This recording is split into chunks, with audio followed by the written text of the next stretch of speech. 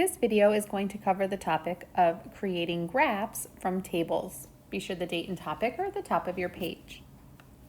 The essential question for this video is how do we create graphs from tables of algebraic rules? And I want to start with a reminder that, of course, algebraic rules are very similar to our equations that we've worked with, but they're equations that have two variables. So something like e plus 5 equals m, right? There's two variables there. And in this rule, we could substitute something in for e, add 5, and find out the value of m. And it's important to point out that each variable sort of has a role. In this case, e is what we call the independent variable. We can choose what number to put in for e as we calculate. And in this case, m is the dependent variable. The value of m depends on what we chose for e. And as we prepare to graph, these two terms are very important. And we've worked with graphs before, right? There's horizontal axes and vertical axes. This we always label as our x-axis and our y-axis. And there's a particular placement for these independent and dependent variables. The independent variable is always on the x-axis. It's always on the horizontal side.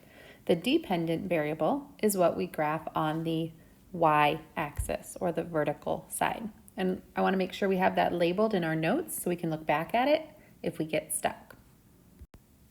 Knowing that, I'm going to use this e plus 5 equals m as an example. And maybe it was from a situation like Marcus will get 5 more popsicles than Ella. So if we know how many popsicles Ella has, we can add 5 to that and we'll know how many Marcus will get. I'm just going to make a quick table. And my table will have Ella and Marcus's popsicle values. So if Ella has 0 popsicles, right, and we added 5 to that, we know Marcus would have 5. If Ella had 1 and we add 5 to that, of course, Marcus would get 6, and so on, right? I'm just adding 5. And if you're ever not sure how I'm doing that, I'm just going and adding 5 to each of these numbers, right? That's how we're getting those values for Marcus. From this table now, we are going to use the information to create our graph. And it's always good to have at least 3 or 4 points, which we have here, so that we can kind of see a trend as we're graphing. And as we make our graph, remember that we want to label our x and y axis. In this case, we can just use one quadrant. We don't need much more than that. And I want to number some my axes here. So remember always that where these axes meet is 0. And we want to be really intentional and careful as we're numbering here. So I'm going to use the lines, and I'm just going to count by ones. I don't have to go very high in this example, so I'm going to make sure everything is spaced out by using the grid.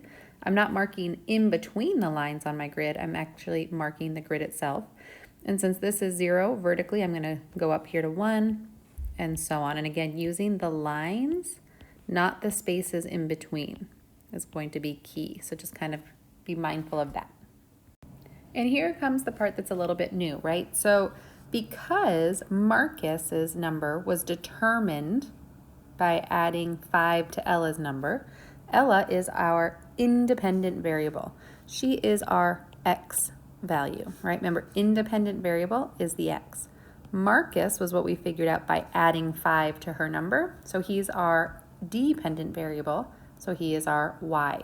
And so what I'll do here is for Ella, mark Ella down here, maybe Ella's popsicles, and I'll do the same for Marcus. We want to be sure everything is labeled. And then I can go ahead and plot my points. Maybe I'll just change colors here for a second. So when Ella has 0, Marcus has 5. So if Ella has 0, we go all the way up to 5 on Marcus. If Ella has 1, Marcus has 6. If Ella has 2, Marcus has 7. And if Ella has 3, Marcus has 8, right? And it would go on, so on like that. Now, sometimes with graphs, we connect the points with a ruler, and sometimes we don't. It seems like a good idea here to sort of connect. If I had a ruler, I would connect this and make a little line to say that this would continue on in this fashion, because that's the trend, right? That's the rule that we're demonstrating. And technically, if I looked at this graph, I could say, oh, when Ella has half a popsicle, Marcus would have 5.5 popsicles, right? It would be right here on this line. So it could give us some information there too. And lastly, every graph needs a title. Maybe I'll call this one Popsicle Party. Just something that has us knowing what the graph is about, just some information that relates to the situation.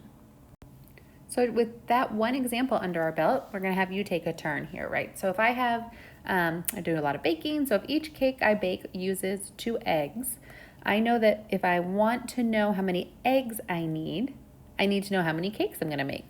So each cake would require 2 eggs. So 2 times the number of cakes will tell me how many eggs I need. And to get ready to graph this, I want you to go ahead and make a table. And we know that we are using the number of cakes we want to make to figure out how many eggs we need. And I'm looking at this now and seeing that it doesn't look quite like an E. How about that? So I want to go ahead and have you fill in. I'll start by saying 0 cakes have 0 eggs. What if you want to make 1 cake, 2 cakes, 3 cakes, or even 4 cakes? I want you to go ahead and fill in the table and then use that table for you to make a complete graph. So it's set up here with my X and Y axis. You'll need to figure out which one is your X value, which one goes along the bottom, is it cakes or eggs, and which is along the Y. And then you're going to plot the points that you record in your table. And of course, be sure to give it a title. And as you are numbering your axes, just be mindful that you're being consistent, spacing out the numbers equally, and using the grid lines to help you stay organized.